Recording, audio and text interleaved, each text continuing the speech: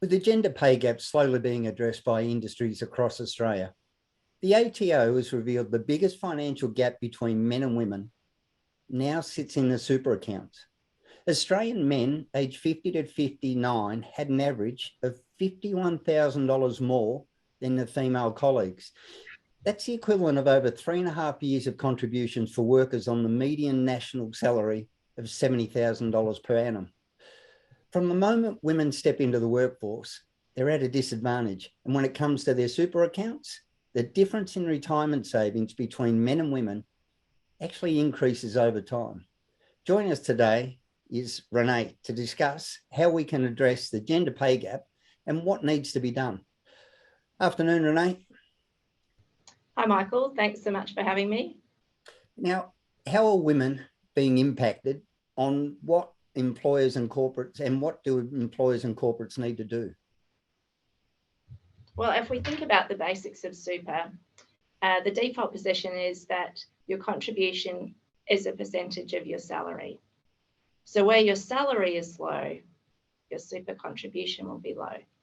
And ultimately that leads to a low balance at retirement. Now, the things that contribute to a low salary for women are typically the gender pay gap that's been identified, but it's also things like taking time out of the workforce to raise a family or to care for family, returning to the workforce in a part-time capacity, but also women hold a lot of the lower paid jobs in the community. So all of these things combined add to the issue that we're aware of for women. And it's great that we're talking about this, but I think what's really important is what we do about it. And what do you think should be done about it, Renee? How can we address this? Well, there's things being done at a policy level, and that's fantastic. So you will now receive super contributions if you earn less than $450 a month. That previously you weren't eligible for those contributions, so that's great. There's also work being done on super being paid on parental leave, so that's great. But what can you do as an individual? So there's a number of things that you can consider.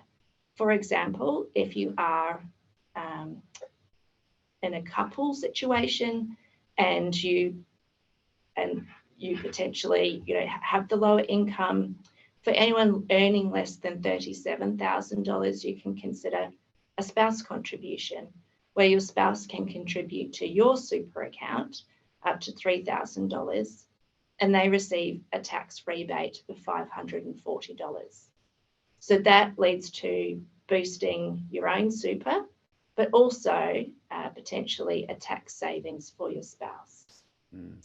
I'm old enough to remember the baby bonus. Should that have been kept and maybe been a lump sum superannuation contribution to offset some of this?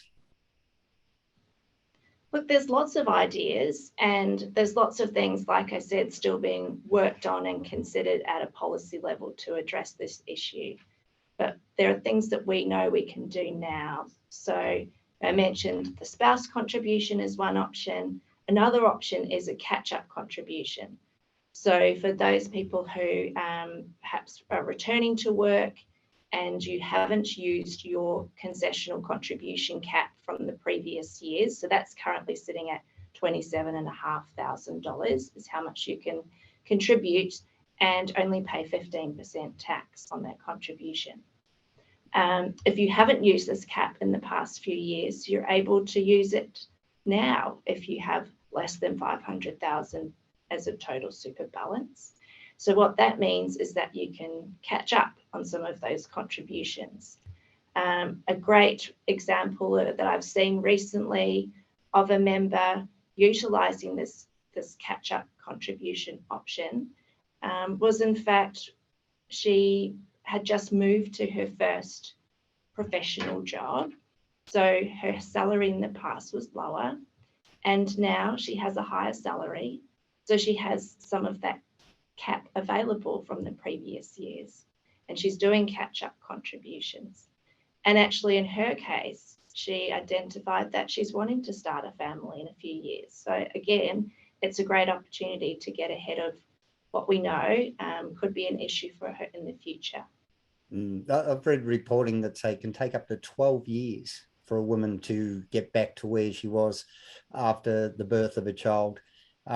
We really need to address this. It's foreseeable and it's obviously preventable. What else should women do to safeguard their retirement, Renee? Yeah, this is an easy one. So check your fees. This is something that you can control. And the ATO provides a great resource. So there's a comparison site, a MySuper comparison site on the ATO website. And here you can compare the fees that you're paying and just make an informed decision around whether that's a good fund to be in. And being in a low fee fund could actually mean thousands more for you by the time you retire. All right, Renee from UniSuper, thanks so much for your time. Thanks, Michael.